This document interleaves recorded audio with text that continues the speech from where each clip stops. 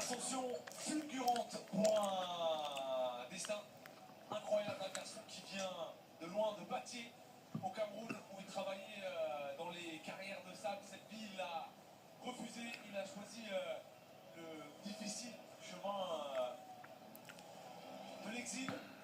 Francis Ngannou a traversé le désert, a traversé la Méditerranée, s'est retrouvé dans des camps de rétention. Il a dormi dans des parkings à Paris avant de trouver sa voie, son salut dans le MMA avec son entraîneur Fernand Lopez qui lui a donné sa chance au MMA Factory, accompagné de Doumé Cooper et de la légende des poids lourds Jérôme Le Banner. 4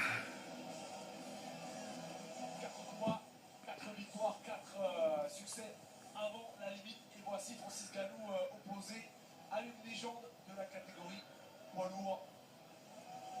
10 victoires en carrière, aucun de ces combats est allé à son terme. C'est un combattant féroce, dangereux, tout simplement, Lucie. Une vitesse, un caractère athlétique et surtout une force brute, presque surnaturelle.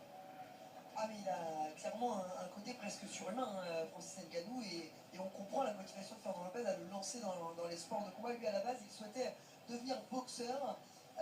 Finalement c'est en MMA qu'il a trouvé son salut et la lumière notamment, sous l'impulsion de Lopez. Alors c'est une relation un peu torturée entre deux avec beaucoup d'ego, ce qui a mené plus tard à une séparation, mais toujours est-il qu'il a su flairer ce potentiel, Fernand Lopez, et aujourd'hui Francis Ngannou, c'est un mythe en devenir.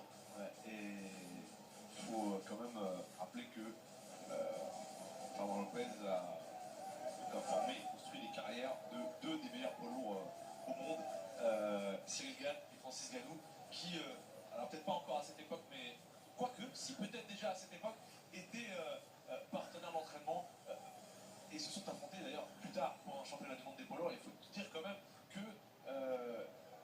deux des meilleurs poids lourds au monde, peut-être même à un moment les deux meilleurs poids lourds au monde, en fait sont entrés dans la même salle, ont eu le même entraîneur dans un même pays qui n'autorisait même pas leur sport. C'est quand même un truc de fou.